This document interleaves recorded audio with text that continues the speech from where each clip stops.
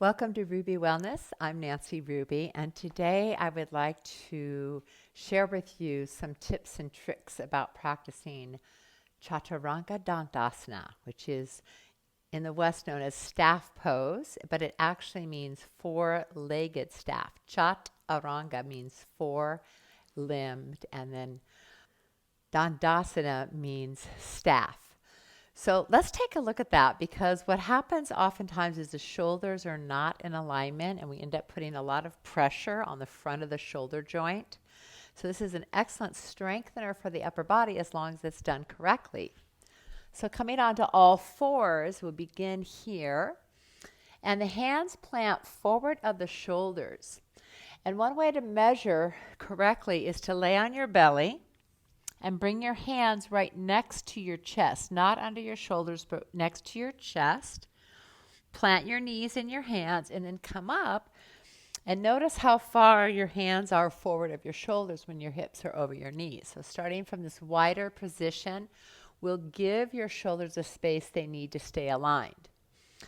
Then we want to feel that grounding, toes down, toes tucked under, and drawing the top of the thighs back so we have a nice curve in our lower spine. Then scoop in the belly and tuck in the front ribs.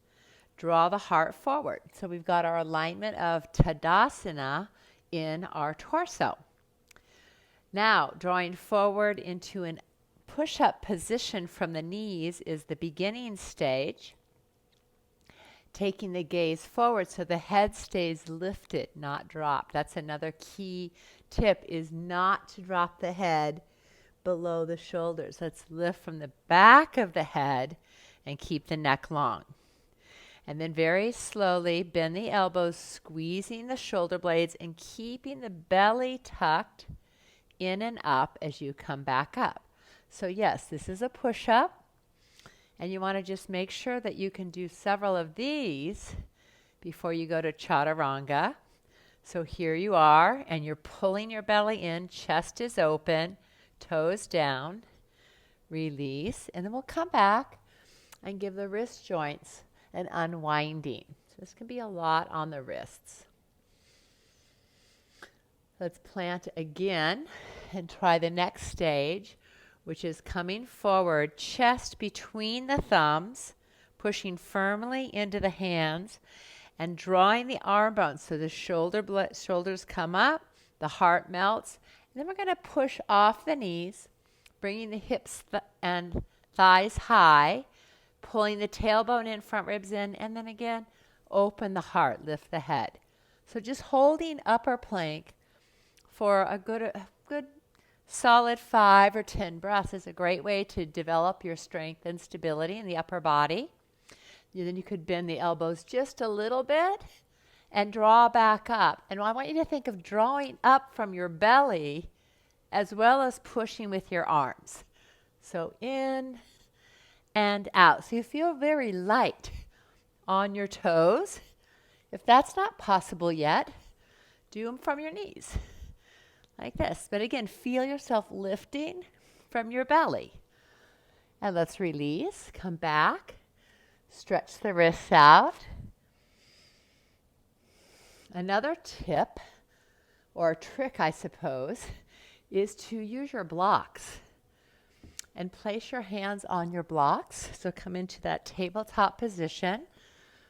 And the blocks are out wide on the mat. You can take the heel of the hand right on the edge of the block and then press the knuckles down and the finger pads down. It's really important to keep the weight forward on the hand and keep the arms moving forward. Then shift the body weight. Chest is lifted, head is lifted. Tone the belly, lengthen the tailbone away from the head. And then again, in one piece. So things that happen are this. The bottom lifts up, okay? The head drops down. We don't want either of those. The shoulders collapse. None of those. So you come into one piece, tone, heart open. Even if you just bend the elbows a teeny bit and press up. And then eventually coming all the way down to the block level and feeling that squeeze. Try and get your elbows to go back instead of out to the side, right? So squeezing into center. Another way of preparing the strength of your upper body for staff pose. Here's another trick. I'm going to take my blocks and put them right here and place the lower block, place my belly on the lower block and then my upper belly. So I'm supporting my torso and my rib cage. Toes tuck under, pushing through the heels, lifting the thighs without locking your knees. Now the hands come back by the chest, and I draw my shoulders back. So here is the key, that we're going to avoid this kind of action. I see this all the time. Shoulders forward and the elbows up. And that's going to eventually create a problem with the bicep tendon or the anterior deltoid. So key is shoulders back, shoulder blades together. Press into the hands. You can even do this with knees down. Tone the belly, lengthen the back of the neck, and then just hover. So if you can lift yourself just above the blocks and then come back down. Notice how that feels. Can you keep the shoulders back? Hover, breathe, hug your knees and hands together so you feel it all in your belly. Lower down. And then you can start with the straight legs. So again, you're hugging everything towards center. Press into the hands. Lift your belly. And hover. Build your strength. Lower. And let's take a break. Hope you're doing this with me, not just watching. We'll take the blocks to the side. Stretch out the wrists. All right, now without props, hands forward. Come into your push-up position. Draw into your upper plank position. Keep the chest open, the gaze forward. Hug the legs, lift the belly, open the heart, bend the elbows, hover, push back up. Again, you're pulling up from your center. Coming down, then lower the pelvis and open the chest. Okay. From here, peel yourself up off the floor if you want to be wise about that. So let's do that again. Come with me. Shift into your push-up position. Come into your upper plank. Feel the strength of your belly lifting, your heart open. Lower down. Pause with the shoulders above the elbows. Lower the pelvis.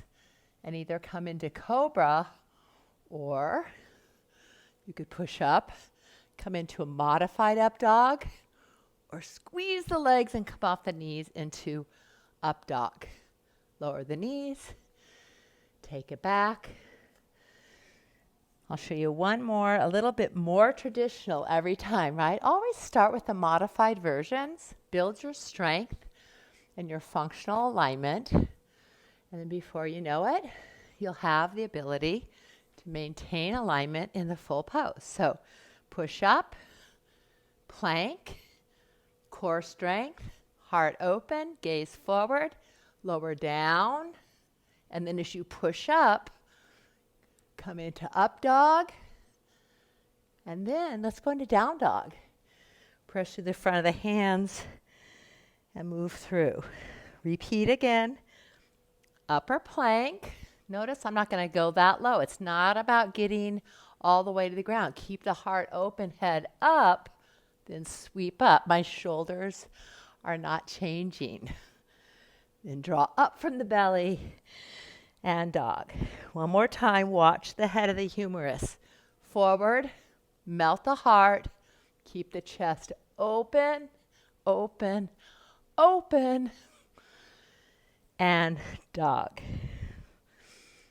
So, take those first 2-3 steps and get your push-ups going with that nice big open heart. Make sure your wrists are okay with that movement. and enjoy that Chaturanga Dandasana from a place of stability and correct, functional, effective alignment. Namaste.